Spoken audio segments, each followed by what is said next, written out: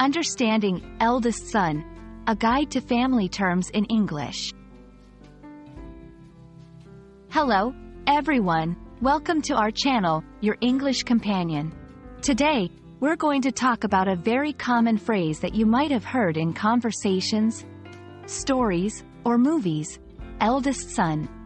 Understanding this phrase is important for mastering family-related vocabulary in English. By the end of this video, you'll know exactly who is referred to as the eldest son and how you can use this term in your conversations. So, let's get started.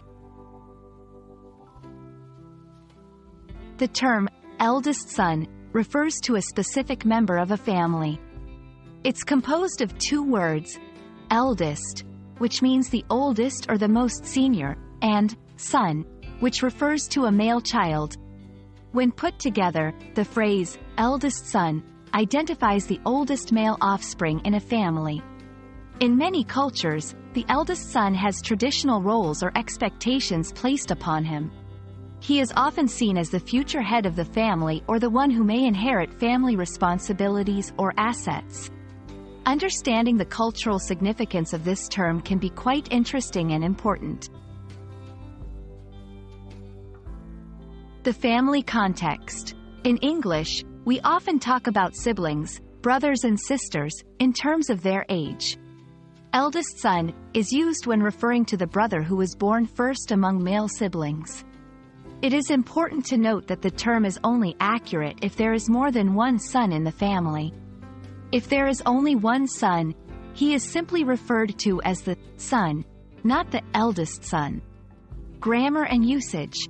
Grammatically, the word eldest is the superlative form of old. We use it when comparing the ages of three or more people. But in the family, eldest can be used even when comparing just two, as it carries an implicit understanding of the possibility of more members. In a sentence, you might say, John is Sarah's eldest son, which means John is the oldest of Sarah's male children.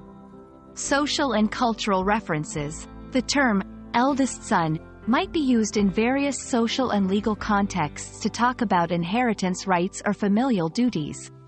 In historical and aristocratic contexts, the eldest son might have distinct social roles or status.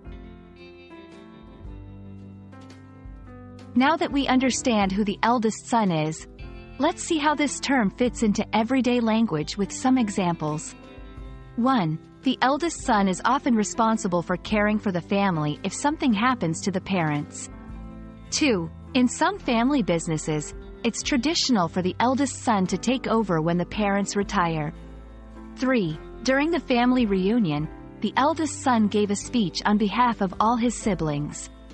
These examples show how the term can be used in different contexts, highlighting family dynamics, social expectations, and cultural traditions.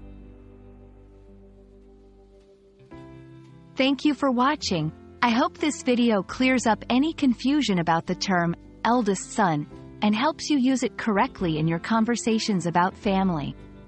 English family vocabulary can be nuanced, but with a little practice, you'll be using these terms like a pro. Remember, the eldest son holds a unique place in many families, and now you know just how to talk about it. Until next time, keep practicing your English and we'll see you in the next video.